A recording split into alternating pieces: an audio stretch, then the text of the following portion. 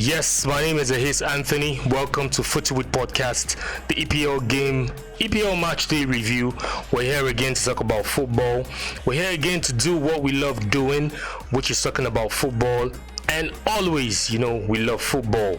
My name is Ehis Anthony once again, and I'm here with my defender this time around.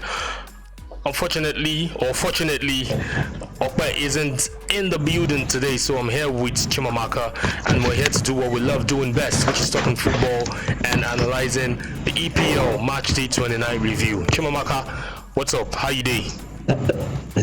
Hello guys, how you doing now, bro? I'm happy to be here again. It's a good one. Let's dissect this. Yes. We have to dissect this, but like the normal routine, FootyWit podcast is in support for the cause of no room for racism. We don't tolerate racist abuse on social media and on our platform as well. So we're fighting the cause with the EPL. Kick out racism. No room for racism. So we go straight into today's topic. Well, Chimamaka will be doing the audio version because it's only my video that is activated for this podcast, so I'm going solo on the video aspect, but it's all good. Chimamaka is calling in from USA, UK, or where? Maldives. Somewhere on Earth. Somewhere on Earth, really. It's so nice, but we just have to go in. We'll be touching like a few topics today. We saw what happened, like we started the episode with, we said no room for racism, and we saw Wilfred Zaha of Crystal Palace taking the stands without taking the knee before their match against, who did they play? West Brom? Yes. And he said he was going to do that, and he did it. So what's your take on that? Well, he's trying to make a statement. Actually, and I'm actually in support of the action. Why would I be in support of that action? He has stated several times that it is no longer about taking the knee. Taking the knee has become a routine. So it's turned into a routine thing.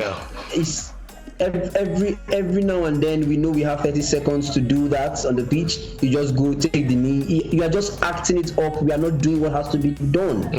There should be regulations against racist abuse on social media. That is where these guys are actually feeling the whole heat from. So taking the knee no longer serves the purpose. It's not serving the purpose, except actions are being taken. So with him not taking the knee, he's also trying to make a statement, and we hope and believe that eventually things will turn back to, we'll have a better way to approach this kind of things. Yeah, true. Just to quote him, he said, "My decision to stand at kickoff has been public knowledge for a couple of weeks now." Zaha said, "There is no right or wrong decision, but for me personally, I feel kneeling has just become a part of the pre-match routine, and at the moment, it doesn't matter whether we kneel or stand. Some of us still continue to receive the abuse." Quoting Wilfred Zaha, just to allude to what you just said a few minutes ago, I think it has turned into a normal routine. We kneel down, but the act in itself is not being checkmated. The act in itself still continues. Players, managers still get racially abused, and that is why So that's why Wilfred Zaha said, "I ain't gonna do this. I ain't gonna do this no more. I ain't gonna kneel down. I ain't gonna take no knee." But it's all good. And with that, it becomes the first Premier League player not to take a knee. That goes into the record. Well, it's actually like you said, it's a routine that everybody has decided to do. Sure, you get. He being the first player, I believe some other players will join him. Sometimes, some few days ago, I think 2 or 3 days ago, Reece James was also a victim of racist abuse on social media. And that's not just him. There are so many other people. Eventually, if actions are not taken, I believe the routine will end. Everybody will have to stand again. So they need to put what should I use? They need to checkmate this thing, this act. If they have to suspend these guys on social media, they should. If they have to ban them for life, they should. We don't need this kind of energy any longer. The world has evolved past where we used to see it. It's a better place now, and we can make it a better place actually. But I think social media as well has given, as you know, like I mentioned in the previous episode on the podcast, I think social media has also helped bring this to the fore. You know, make people realize that players, managers inclusive, are being racially abused. You know, That's true. Yeah, because before, you know, when pre-social media, when these things happen, we don't know. Even when they come out to say, we might feel, oh, maybe they're trying to, like, you know, make the news or say something.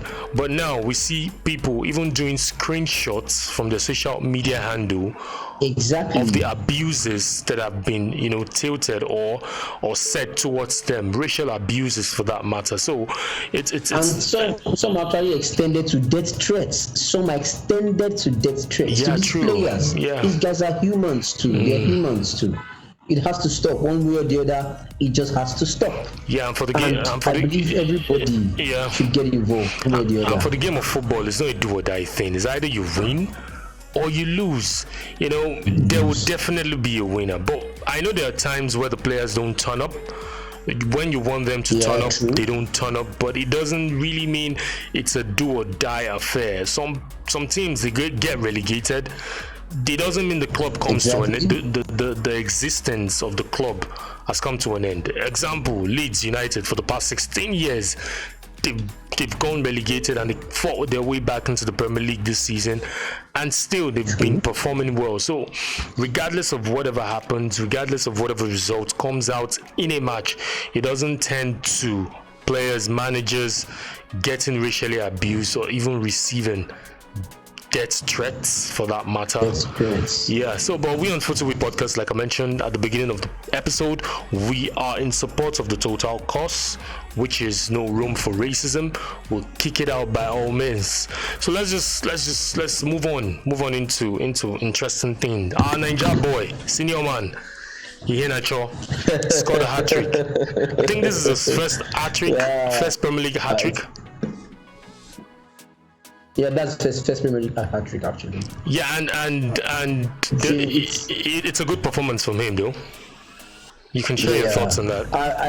I'm happy to actually see him do that, because his time at Manchester City, I wouldn't say he was not given the chance to do that, but now we realize, yes, last season he wasn't given the chance as well at Leicester City, but this season it's a different ball game entirely. Maybe because of the lapse of Jamie Vardy, Iheanacho has been given chance to show, and we realize that in the past few games he's been scoring goals. Yeah. Either he will drop one, he will score one, a game later he might not score the next, he scores. But this time he came in with it. Actually, he was the only player in the EPL who scored an hat-trick this weekend, this past weekend. And it's lovely to see me being a Nigerian and see a Nigerian do this in the EPL. It's been a while we've seen such kind of performances from Nigerian strikers. So it's good to see Iheanacho actually put in the effort, put in the time, put in the minutes, and it's resulting to goals. It's the beauty of every Nigerian, every football fan to see their players perform so wonderfully. And he was actually great in that game. Very exceptional. Also credit to his fellow Nigerian compatriot. Wilfred. So it was. I loved every bit of it. I loved the beauty of the whole game. The goals were sublime. The assists were impeccable. It was just a wonderful effort by Leicester City, and Leicester City that has actually been their best league win this season. Yeah, win 5-0 against Sheffield United. So it's also a good one for the club. Against the struggling Sheffield United, though. With all due respect to Sheffield United, struggling. Yeah. Is the EPL, so it's a good one. 5-0 is not, you cannot just pick it up on the streets. It was well fought for and well deserved. So it was a good one. It was a very good one. Yeah, and we saw him score the lovely goal. Part of lovely assist from Ndidi, and the same thing. It was remnants of what happened against Burnley, right? Was it against Burnley? Yeah, at Tough Moor. Yes. Lovely goal by Iheanacho. Yes. For me, it's good stats. In 3 games, he has scored 5. He scored 5 goals. Good stats. I know he scored in the last EPL game. I can't remember who they played, but I know he scored 1. He scored 1 against Burnley, and he scored 3 over the weekend against Sheffield United. Lovely goals, and we saw some other lovely goals as well this match day week, which could be a contender for the goal of the season. Yes, from Eric Lamela. Lovely. That was something else. There's something to talk about. Lovely goal, very lovely. And I realize he's actually getting so used to scoring Rabonas. He has scored something like that in the past. I remember he has scored something like that. He has in the past. Well, and he did that again. It's lovely to see that in the EPL because we hardly see such kind of goals. We're going to see them in La Liga, then some other leagues like that. But it was good to actually see it again in the EPL. After what made his own Rabona special was a Rabona with a nutmeg, because while he did the Rabona, he nutmegged Thomas Partey, and the goalkeeper Leno was in no man's land. He couldn't even see the ball, sneaked into the net, and despite them scoring that goal against Arsenal, which is my team, but I still have to give credit. It was a lovely goal. Another goal was McNeil of Burnley against Everton. Burnley's second goal. That was something else. It was a lovely goal. I think this weekend it gave some guys chance to do what they had to do. Now I'll talk about that goal. It was a very beautiful goal. Now I'll take you back to the Chelsea game. If is it Tyler Taylor? I can't remember his name, who tried that attempt against Edouard Mendy. If that goal would have entered the net, it would have been was it Rodrigo? One. Yeah, for Leeds. No, it wasn't Rodrigo. It was Tyler Roberts. Tyler Roberts, yeah, the number 11. Yes, yes, true. Tyler Roberts. That would have been another wonderful goal. So it was like this week we had players who were coming out of their shell to do what they had to do. We saw the Lamela on. Actually, it was beautiful. Yeah, it was. It was no doubt beautiful. And I would actually love to see the flair in the EPL. If you get goals like this week in, week out, it only tells you that the EPL it has climaxed. It's no longer the rigid, because they see the EPL as the rigid kind of, you have to do everything physically. There's no flair. There's no beauty in goals and the likes. But if this kind of things keep coming about week in, week out, it only tells you that, man, the EPL is a beauty to behold every week, because you expect the unexpected. Crazy. So it was a very good weekend. It was. Good weekend of wonderful goals. It was, and with that we saw interesting results. I think the match started from, is it match day 28 or match day 29? Because I get confused. Because I know some teams played the match 29, week 29. Some played. Some teams played 28, while some played 29. So I will leave it at 29 because most have played 29 already. Yeah, so it's logically we can say March D29. 29, So that's what we're reviewing, March day 29. It started on Friday, 12th of March. Newcastle United at home drew Aston Villa. They've not been impressive. They've just dropped a lot of points in their past few games. I think they've not won. They've not won any. No, they haven't. They have won last 3 games. They've won their past 3 games. And also Manchester City continued their impressive performance at Craven Cottage, 3-0. 3 points, 3-0. Everton, Burnley, Burnley turned into Barcelona against Everton at Goodison Park. They played lovely. I watched the match. It was an interesting match. From every minute there was something to talk about. And Everton tried to rally to try and pick up points, but another loss for them at home. And Crystal Palace, won West Bromwich Albion. Leeds United versus Chelsea, 0-0. Manchester United won West Ham United. Kind of like drabby at first, but when West Ham United conceded, they came all out, wanting to try to equalize or take the 3 points. And the question was, why did you have to sit back Why did you have to wait until you considered a goal before you could just come all out and play? Arsenal, London derby, won Tottenham, bragging rights. And same thing happened. Tottenham were nowhere to be found, not until Lamela had the red card, 78 minutes. No, the red card. From hero to zero performance by Lamela. When he had the red card, that was when Tottenham all of a sudden turned up and they wanted to equalize or even win the game. Harry Kane scoring one, disqualified, offside. He hit the bar, free kick, and also Sanchez got his ball cleared out of the line. Crazy last 10 minutes in that match. Crazy, man. And also, okay. You want to say something? No problem. Yeah, that game was actually the best part of the game came in at the 80th minute. Yep. That is from the 80th to the end of the game. That was the best part of that game I watched because I saw the hunger in an already dying Tottenham Hotspur. Mm-hmm. Yeah, we knew that Arsenal, all they need to do was contain that pressure, which they did thanks to the advantage of the red card at which Tottenham conceded. So at the end of the game, I would have loved, credit to Arteta and credit to the gameplay. I think in the last 10 minutes we had a more composed Arsenal team. Well, I didn't see any composure in there, man. I didn't see any composure, why I said man. Composed because a typical Arsenal in such kind of pressure, would have bottled in that kind of period, would have bottled it. Yeah, true. So I was happy to see the game get compact at that period and be able to contain that pressure because the pressure was so much. We saw the offside goal. We saw the goal line clearance and all those kind of things. Before those things would have been counted as goals. Yeah. But luckily for them, luckily for the Gunners, they came out victorious. Yes, as you said, it's bragging rights against North London rival. And would you want to say luck?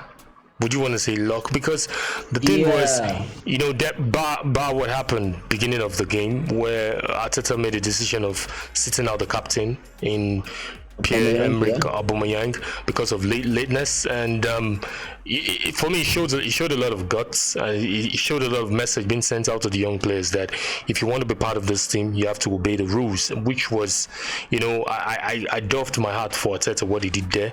You're playing your rivals, a derby, and you're able to sit down your captain from the team.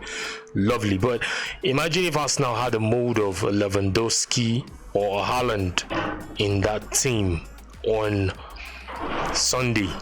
I think the first 30 minutes or the first 40 minutes, Tottenham would have been down like 4 to 5 goals, if I'm not mistaken. Well, I would like to cut you there. Well, it's regarding the goals, it might not be as much as that, but Arteta actually made a statement. He didn't just make a statement to himself. He made a statement to the entire Arsenal team players. So if you can rest or you can suspend your captain for indecency, then there's nobody who is, we heard for late coming. Above he came late. Your rules. Yeah. Yes. He came late. It's indecency. You have a time, you work with your time, and it's normal. That's how it's supposed to be. There was a picture that came up. There was a picture that came up that same Sunday that he was stuck in traffic. He was stuck in traffic, but there was no time stamp. There was no time. We saw his Lamborghini because the surprising thing is Aubameyang has fast cars, different fast cars. So why would you want to turn up late? Yeah, that's true. I know that.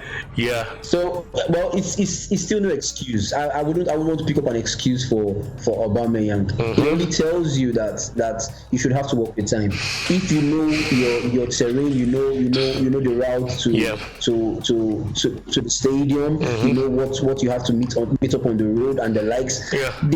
Let's not create excuses for him. They are not in Nigeria where you just wake up one morning and you meet whatever you have to meet on the road. Over there, it's all organized. Yeah, so there shouldn't be an excuse for him coming late. But the good thing there is Arteta has actually made a statement to everybody. There's no big player any longer. True. As it stands, there is no big player, because in my own opinion, I feel the biggest player in Arsenal is Pierre-Emerick Aubameyang. And if he can do that to Aubameyang, I've not seen who he cannot do that. So I like what has happened. It only tells you that the next time nobody will tell Aubameyang to come in earlier for team meetings. And yeah, talking about the game. You said in the first few minutes, like the first 30 minutes. If Arsenal had first 30 minutes, a good poacher, a good striker. Okay. With all due respect to Lacazette, though, because I know he started the game, but if Arsenal had a clinical finisher in the mode of Lewandowski, in the mode of Haaland of Dortmund, Erling Haaland, seriously, Tottenham would have been down like 3 to 4 goals, because Arsenal were all over. Seriously, they were all over Tottenham. All over, man. Yeah, at the beginning of the game, I expected. In fact, in the first 35 minutes, Arsenal should have actually sealed the entire 3 points. Yep. With what they played. But yes, because of the lack of goal poachers. Yeah, if Aubameyang was in that game, Arsenal would have taken the lead. I believe that, because he's more experienced when it comes to that. He's an experienced goal poacher. He's smart with defenders. He's quick with his feet, and he's very good on both feet. So it would have been an advantage for Arsenal. I'm not bringing that up as an excuse for him not starting. Do you understand? But as it stands, we saw that the game should have ended in the first 35 minutes, but they lacked the guys who we expected to turn up in person of Lacazette. No disrespect, he was found wanting in the entire first half. That's the truth. He was found wanting. He was. I think he missed his positional play in the beginning of the first half. Even Saka struggled as well. Exactly. So, well, if it has to happen that way, let's hope and believe that in the next game is going to be an easy ride for us. Now, it was a London derby, but we don't get to see a London derby every now and then, or a not London derby between Arsenal and Tottenham every now and then. It was a beautiful game to watch. I loved every bit of it, but unlucky to Jose Mourinho, because I know we'll still get back to Jose. Jose was he was disappointed with his players. Actually, I saw the red card that Lamela gave out as a very silly red card to give out. So it only means there needs to be discipline instilled in some of these players. There's some things you don't just allow emotions take a better part of you. Yeah, true. You walked all through the park and did damage. It was just from hero to zero, man. To zero. Hero to zero performance by him. I only believe and I only hope that they step up their game for their next match against Aston Villa. Though, just continued. Southampton lost at home to Brighton and Hove Albion, and Wolverhampton Wanderers lost to Liverpool at home. Liverpool back to winning ways, because we talked about Liverpool in our last episode, and it's good for them to see that they won again. I think Brighton and Hove Albion was the only team fighting relegation that won. Sheffield lost. Who else? Yes, West Bromwich Albion lost. Fulham lost. You know, those guys fighting in that relegation battle. Newcastle drew. So I think it was a good weekend for Brighton and Hove Albion, having to win away from home. So we just switch gears I like to talk about that particular game. Now, if you realize in the relegation zone, you have two teams already. Okay, you have one team already looking like they're relegated. Then the next two teams and two above them are actually going to fight for the last two spots in the relegation zone. Now, Brighton coming up with that is an advantage for them, because they've been playing good football all season, but they've not been getting the points. That's the problem. And it has been their own doing this season. They've been playing wonderful football this season, but they've not been getting the points. So I'm happy that at least they are able to grind out that to keep them a little above safety. Let's see how the next few games will pan out. And hopefully, I'm rooting for Fulham to come out of there because they've also had good games this season as well. Well, it's a tussle. It only ends on the last day of the EPL season. So let's hope that the better team. 9 crazy matches to go. Yeah, 9 crazy matches to go. It's going to be an electric finish at the bottom because at the top we all know who's going to clinch the title already with all things being equal. You're talking about Sheffield United, you mentioned them. We had during the week Chris Wilder stepping down as the manager of Sheffield United. Sheffield United, yes. And also we saw Paul Heckingbottom, I don't know if I got that name right, Paul Heckingbottom taking responsibility as the gaffer of Sheffield United, and they lost. Debut, losing to they lost the game against who again? Leicester City, humdinger of a game, 5-0. And for me the question is, Paul coming to take over, is this a poison chalice? Like, is there any way out, or is it just being there to? I really, the question is really, is it a poison chalice? Well, I would answer that in several ways. I'll give credit also to what's just left. I forgot his name. Chris Wilder, the Sheffield United manager who just stepped down. Yep. Chris Wilder. Yeah. Sorry for that. Chris Wilder. Yeah, I'll give credit to him, but I only see the new manager coming in just to come and see out the rest of the EPL season. Caretaker manager. I manager. don't think anything good is going to come out of it. I might be wrong.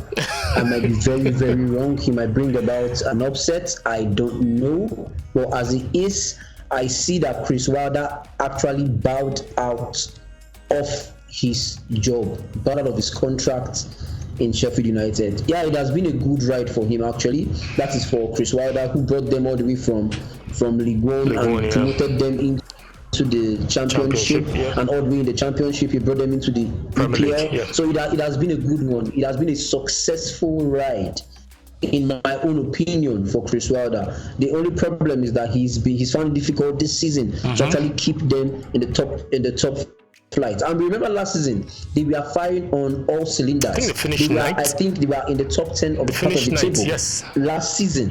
And they finished ninth. So I'm actually very surprised to see them fighting all on their own for the last place of relegation. I don't know what happened this season. I don't know. I wouldn't give an excuse for losing Henderson back to Manchester United as the excuse, but I don't know what really went wrong. I just realized that things are not going on fine for Sheffield United. Now the new manager who has come in to come and replace Chris Wilder as a caretaker manager. Paul Heckingbottom. Well, no disrespect to him, but I really don't see what he's going to do in the next 8 or 9 matches to the end of the season. But I really don't see what he's going to do because they have this same thing. Sorry to cut you. Sorry to barge into you. This same thing happened in 2016 where he was appointed as the head coach of Barnsley, and same as a caretaker manager, and he was able to give them promotion or gain promotion into the championship from League One into championship. So who says it can happen again? But like you mentioned, it's going to be a difficult ride for him because this season already, looking at Sheffield United, 12 points. Okay, 12 points. Chimamaka, can you hear me? Yeah, I'm getting. Okay. I'm loud and clear. I think the signal was just breaking there, but like I said, this season already with Sheffield United sitting down at the bottom. You mentioned, I think Sheffield United they're gone already. Looking at how the table sits already, I think they are gone, sitting with 14 points, 12 points away from safety in relegation in terms of from 17th position. They're even 14 points away from 17th position. How can they rack up 14 points in 9 games? So I think it's going to be a difficult call for him, and that was why I asked if it's a poison chalice, because it seems like a journey that you know at the end of it all, he's not going to make it out of it. But credit to him that he took the job, because nobody would want to take that kind of job. And for me, Chris Wilder backing out at this time of the season, I feel he should have just 9 more games, play it out, do your best, see out the season, and whatever comes, if it's relegation, take it. And if it's for you to bow out at that time, I think everybody would know you've done your best or you've put in your best. But bowing out at 10 games to go, it's a bit ridiculous for me, man. Ludicrous for me. My opinion, though. I don't know. Well, it's understandable, but if you actually look at it from his own perspective, from Chris Wilder's perspective, well, he has had it successfully at Sheffield United. I talked about him bringing them all the way from League 2 back to from League 1 to Championship. The Championship to the EPL. If you look at that, that's actually a very good success story. The joy of every manager in England is to be able to pick teams from such divisions into the EPL and keep them in the EPL. True said. So to him, he might see it he might see it as a failure, and he wouldn't want to get himself recorded or registered on that. We all know he has done a chunk of the season, and as it stands, nothing good has come out of it. But yeah, for him to have bowed out, I might agree with you a little. He should have seen it through to the end of the season, and let's see what happens from there. But as it stands, Paul Heckingbottom is in charge. Let's all just wish him success in the next few games he's going to have. He might come and pull out Sam Allardyce on us. We know what Sam Allardyce did with Sunderland those years, when he would stand in relegation for the Sunderland will sit in relegation from the beginning of the season, and they will appoint a Big Sam, and he will come and take them off relegation zone. So we don't know what's going to happen. Even Big Sam is also fighting relegation with West Brom as well. So we don't know what's going to happen. It's just going to be a big tussle for both Paul Heckingbottom and Big Sam. So let's see how the season pans out. Well, they play Chelsea. They play Chelsea in the FA Cup. They play Chelsea in the FA Cup on Sunday, and they go on to face Leeds United. After that, they play Arsenal, they play Wolves, they play Brighton, they play Tottenham, they play Crystal Palace, they play Everton, they play Newcastle, and they play Burnley. These are critical fixtures for Paul Heckingbottom to see Sheffield United through and make them overcome that relegation battle. It's going to be a tough one. For me, another point I want to make before we move on to the other story, which is Thomas Tuchel.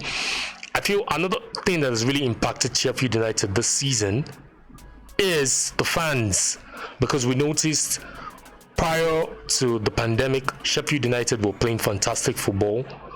The morale was high, the ante was there. They had to up the ante in terms of their style play. They were so fantastic at home, and ever since football resumed post or after the pandemic, we just saw their performances dipped. It was a struggle to stay alive last season. Thank God that they had already performed well before the pandemic, so they were able to, the points they've accrued was able to help them to keep them in the first 10. And starting this season, because it's the same set of players, I think they brought in 1 or 2, and everything just went south, and they couldn't just pick the confidence from nowhere, nothing. And I felt the fans too was a big impact, or the fans are a big impact in terms of what they do or what they do at home.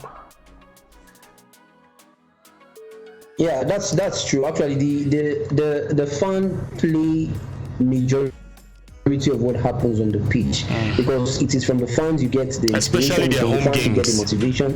But yes, especially their home games. And if you look at our outro last season, they had wonderful home record. True. So true. I would I would feel so bad to see them actually go because of the pandemic. Well, it's an excuse for them to tell you they didn't have their fans in the stadium, but actually every team in the EPL didn't have their fans at the stadium. But it's affected. Yeah, it affected some teams as well. Liverpool, Wolverhampton Wanderers lose. We saw that game, and aside even that, even the home advantage that Liverpool has always had. When I mean advantage, we saw what they were able to rack up 68 games without losing at Anfield till the disaster started happening. So it's also the advantage of having the fans present in the stadium. Hopefully before the end of the season, at least by God's grace, we'll be seeing that probably the FA Cup finals or something that will have the fans present in the stadium. We are all hungry to have fans back in the stadium, and we hope and believe that come this time next season, it is going to be a full house in every stadium in the EPL. We hope so. Well, we cannot run away from this. We have to live with it. So it's our reality. It's our current reality. We hope Let's just hope things get better. Yeah. Good luck to Paul Heckingbottom in his journey. May his road be rough, and let's see what he does with Sheffield United. Moving on straight to Thomas Tuchel.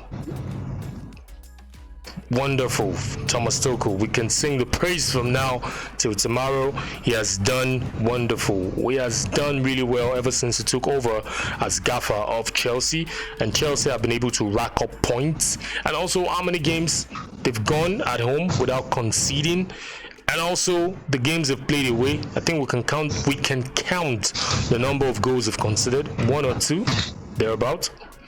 And two. Out of how many games? 11.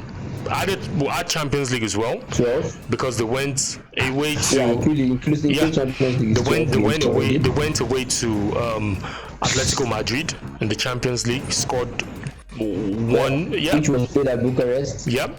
Away. But Thomas Tuchel. Really, you're the Chelsea fan here. The turnaround he has made has been so fantastic, so wonderful. But the question I want to ask here is, what is the change? Because I don't understand this footballers we have nowadays. It is the same set of players that Lampard had. Granted, in terms of experience, coaching experience, Tuchel has been in the managerial fold for a while, having a stint with Dortmund and also PSG. Credit to him, but it's still the same players. So what magic has he done? Well, there isn't so much he has actually done. I feel he came in, changed the pattern of play, and you realize that Chelsea is a big club. It's a club that has 25 hungry players. Every one of them is that chance to play, and the few of them who has been given that chance to play have come and grab the bull by the horn. Now, under Lampard, I wouldn't say it's as a result of it's as a result of inexperience, which played against Frank Lampard. With Thomas Tuchel, he has a different energy he brings into the dressing room. He has a different energy at which the players have around him. Well, I wouldn't say because I actually don't know him personally, but with what we've seen with the team, it's not every player. Let's be frank with each other. Not every player can be loved or can be loved by the manager and vice versa. True. But instead, when you are given the chance to play, you take the bull by the horn and you do the job. Now that's what has happened with this team. We should not forget that Marcos Alonso played his last game in September last year, 2020, for Chelsea, before he got his revamp under Thomas Tuchel, and he has come and mastermind the starting berth. He came in the first game, the second game he scored a goal, and you see all that. We also talk about Rudiger. We remember under Frank Lampard we had a pairing of Kurt Zuma and Thiago Silva. But now we have a Rudiger who, this time last year I was pissed with him, but now I'm loving every bit of him playing on the pitch. it only tells you that these guys are only looking for the opportunity to come and perform. I don't know what he has done. I realize I've listened to Anthony Barry, who is the defensive coach in Chelsea. I've listened to Thomas Tuchel talk about, and they say on several occasions that they don't train on defense. They hardly train on defense. What they train on is attack-minded football. They don't train, and I'm surprised that in 12 games we've conceded just 2 goals, one being an own goal. So it's more like we've considered just 1 goal in 12 games. It's a very wonderful start, that we all at Chelsea are enjoying. But now the truth of the matter is, if you're playing good defensively and attack-wise, you're not scoring the amount of goals you'll be scoring, then there's a problem. He has identified that. That is, Thomas Tuchel has identified that as being the current problem that Chelsea needs to sort out in the team. Everywhere is balanced. Everything is balanced. All we need now are to rack in the goals. Thomas Tuchel is a very wonderful manager. I'm happy I'm saying this now. Yeah, later, as a Chelsea fan. And as a Chelsea fan, later I might come and bash him if things start going wrong. I'm going to hold you, man. I'm going to hold you for that. I wouldn't want to see that, but if it comes around that time, I am very, very strict with my words. I'm going to use it out on him. I'll come out with an axe on Thomas Tuchel if the mistakes are from him, like it came up with Lampard. But as it stands, we are happy with what is going on. We are seeing there's actually a change. I must be very frank with you. There's actually a change that every football fan has seen out there. Chelsea is playing good football. I'll be frank with you about that. Chelsea has a solid defense as it stands presently. All we need to do is work on a final third and create more goal-scoring chances. And not just create them. When we get them, we utilize them. There are games that we should have sealed up the game in the first half or the first 15 minutes, but nothing because of our lack of going forward or our lack of playing or finishing off games. But it's a good one in general for Tuchel. So the question I want to ask is, I want to play the devil's advocate here, because we know these things happen when the new manager comes in. Yes, it happens. Manager bounce effect. You see the players wanting to die for the manager, wanting to break their leg on the field of play, and we see that, and it has happened in the Premier League. 10 matches, 6 wins, 4 draws, 0 losses, goal for 11, goal against 2 for Chelsea. Impeccable, incredible performance by the Chelsea players. So what happens when reality sets in? Because definitely we saw Manchester City going on that 21 games record, winning streak, and when it happened, it happened, and they were able to bounce back. But the question is, the test really hasn't come for Thomas Tuchel, because when reality sets in terms of when he loses a game, I hope it will not be alarm call or alarm bell ringing, and before you know it, instability sets in. Before you know it, everybody starts misbehaving, and we're back to status quo. And the question I want to ask is Thomas Tuchel, will he be able to handle the pressure when it starts coming in, or when the pressure starts happening by Chelsea dropping points, losing games? Well, I will answer that in several ways. First, it will be very ideal for every Chelsea fan out there to expect the unexpected, because we are on a run of not losing games. Doesn't mean we wouldn't eventually lose games. Expectations are high. We should first.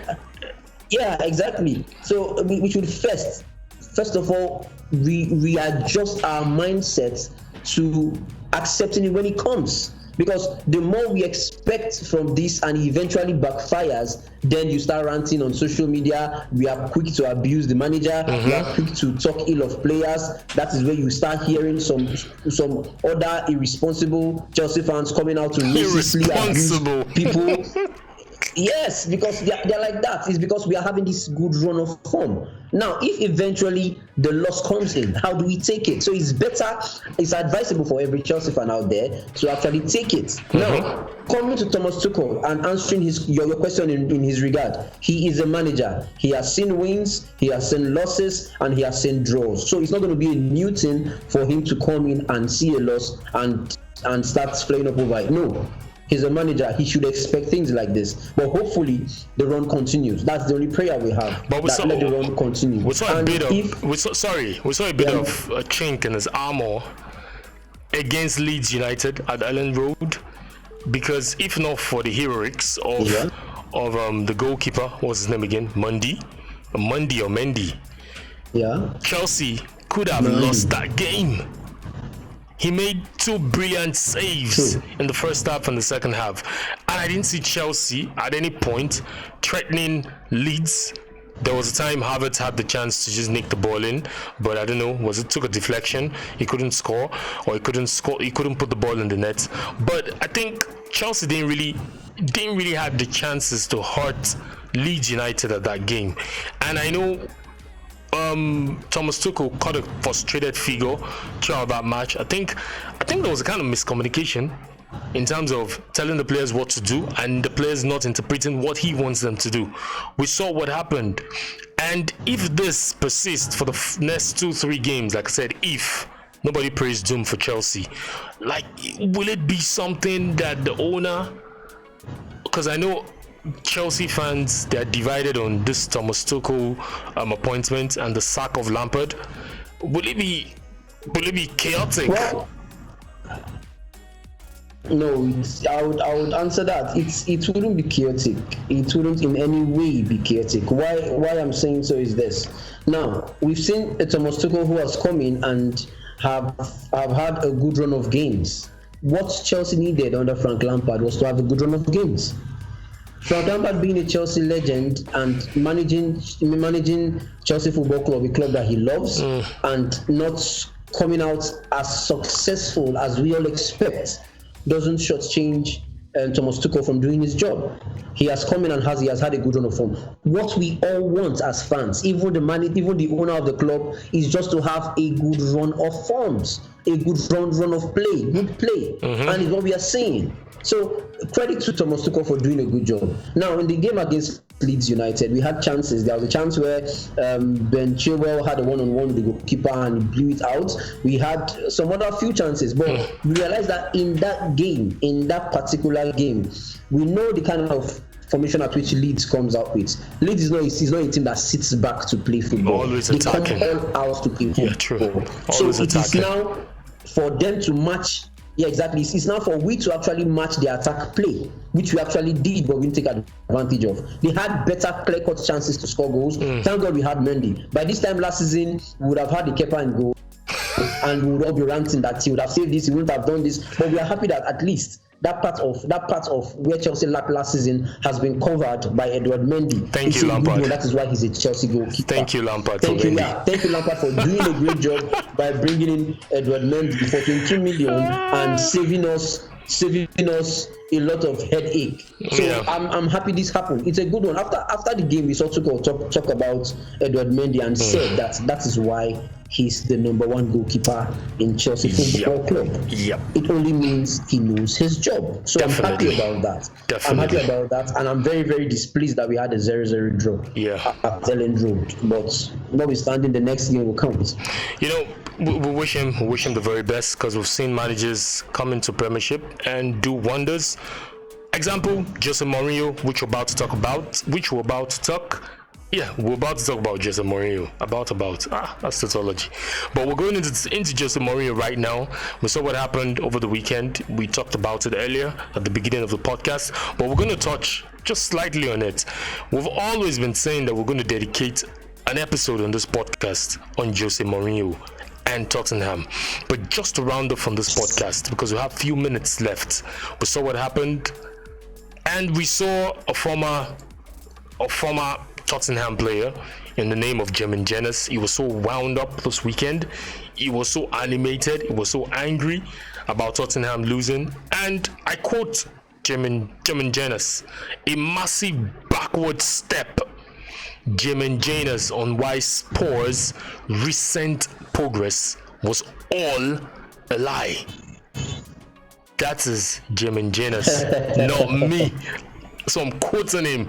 And what he was trying to say there is Jose Mourinho taking over Tottenham, and all the perceived progress that we feel Tottenham had made ever since Jose Mourinho took over has all been a lie, because it wasn't impressed about the way Tottenham played Arsenal on Sunday. And you mentioned it, that Jose Mourinho also said in his press conference that some players were hiding, some players didn't turn up. Now, is it a function of the player? Because looking at Tottenham, they are blessed with a lot of players. I think they have a better squad compared to Arsenal, and the way Arsenal totally dominated Tottenham on Sunday is never in the history of the derby has it happened. Even while Jose Mourinho has been a manager in the EPL, his stint at Chelsea, his first stint, and also his second stint at Chelsea, even while he was manager at Manchester United, playing against Arsenal, he has never been dominated like that. But this last week Sunday showed how Tottenham has regressed under Jose Mourinho, quoting Jamin Jenas. What's your take, Chimamaka? Well, Jenas is actually right, because Jose Mourinho literally has been a nightmare to Tottenham Hotspur. All his stints, his first stint in Chelsea, his second stint at Chelsea, his managerial role at Manchester United, he has always been a menace to Tottenham Hotspur. We can see from stats how many victories he has had against Spurs. So it's been an intent to always come out against Arsenal and do the damage. But in this case he was outplayed. Why do I say so? It only tells you that Arsenal have gotten so tired of being beaten by Jose Mourinho. With what happened in that game, Arsenal were on the front foot. Then they took their leg off the gas. Then eventually Tottenham Hotspur found a loophole and took advantage of it. But the problem with that was finding a loophole. You took advantage of it, then decide to take your leg off the gas. Take your leg off the gas only gives room for your opponents to come at you very hard. And that's what happened in Arsenal. The game was one of the best games I've seen on a North London derby. That is Tottenham Hotspur. And now looking at caliber of players at which both teams have, Tottenham has a formidable squad than an Arteta's Arsenal football squad, and Arteta's Arsenal team. True. So I don't see a reason why this would be a problem for Jose Mourinho to utilize to get so dominated that way. Strength. Yeah, exactly. And the togetherness in that Tottenham team. He has. I don't expect Tottenham actually to be struggling in a game like that. Well, they struggled all through the season. They struggled with several teams this season, but I don't expect such kind of things. I totally agree with Jamin Jenas. He was airing his frustration after the game, and I saw so many reasons to agree with him on that. Arsenal outplayed Tottenham from the beginning of the game till the 7th to the 80th minute. Arsenal outplayed Tottenham from the beginning of the game to the 80th minute. Tottenham played their best football in the last 10 minutes. Must they be under pressure? The question to ask was, or not the question, just to just don't. I don't want to come into this analysis as an Arsenal fan with my Arsenal fan hat on. Let's look at it as football. We're analyzing football, because looking at the first goal that Tottenham conceded, it was coming. It was. Arsenal repeated that same. It's like you're training for a football match, and the coach tells you, okay, this is the drill we'll go through. We'll go through the left hand flank. Okay, all balls to the left fullback. Kieran Tierney kept running down that path. Arsenal tried that move like close to 5 or 6 times, if I'm not mistaken. I'm not exaggerating. If we can go back, it was glaring that Doherty was a passenger in that match. Bale wasn't covering for Doherty. And I expect a manager in the mode of Jose Mourinho to have, spotted that weak point immediately and shore up that place. We didn't see Holbein. I don't know if I pronounce his name right. The number 5, the guy in the number 5, Højbjerg. We didn't see him in that match. I didn't see Sissoko. Sissoko came in. I didn't even see Ndombele. Reguilon, that we felt was going to be, attacking. It was pegged back because Arsenal kept bombarding. Doherty was just a passenger. I was expecting Aurier to have started. I was expecting Aurier to have started because if Aurier had even started, it would have been better compared to Doherty playing that game. It was just so shambolic. The managerial, we didn't see Bale. Bale looked like a passenger in that game. He didn't even know what he was doing. He didn't know. He didn't understand. Son, even before Son went out, we didn't see anything from Son. Lamela came in, yes, he added impetus to the game, but he went out. It was just so frustrating. I could understand Tottenham fans right now. I can understand because this was not the Tottenham under what's his name? Pochettino. But that's another discussion for another day. Because of time, we just need to just round off. But seriously, because we said it probably next week when Okpa will be around and when we'll have a full house, we'll dissect this Mourinho's reign under Tottenham and we just talk about it. But really, it wasn't impressive from Tottenham, and I could understand. I could feel Jamin Jenner's pulse because he almost cried on the stage while he was analyzing. He almost cried. Do you have anything else? Just 1 minute, so we'll round off. Well, they need to go back to the drawing board to see out how they stop losing to top teams. That's Tottenham. This season it has been shambolic for them. I don't know why. Yeah, they lost against Arsenal, they've lost against Chelsea, and these are top guns in London. Even the first leg, Arsenal dominated. Arsenal dominated. Even the first leg. On his head, I don't know what's going on. Yeah. I was even trying to mention. We all watched the game, so I don't know what is wrong with. Mourinho has not been a manager who derives joy in losing to top teams because these are the guys who put him on his toes. But it's looking like he's much more relaxed. I don't want to use the word defeated, but I just have to use it. It's like he's getting easily defeated by them. He should actually think of a new strategy he needs to think of a new strategy that which he's going to use to approach such kind of games. Yeah. And hopefully things will get better for Tottenham, but not this season any longer. Definitely. I'm not counting them in this season any longer. Let's see the Tottenham that will turn up on April 25th against Manchester United in the Carabao Cup final. We hope they make that final interesting and don't make it one-sided, because the way they turned up against Arsenal, if they do the same on April 25th, they will get punished. Man City don't take no prisoners. They will get punished. They will get punished. But it's good doing this with Chimamaka on the podcast today.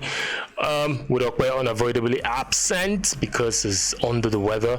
We wish him the best. We wish he comes back strong next week on the EPL game review on FootyWit podcast.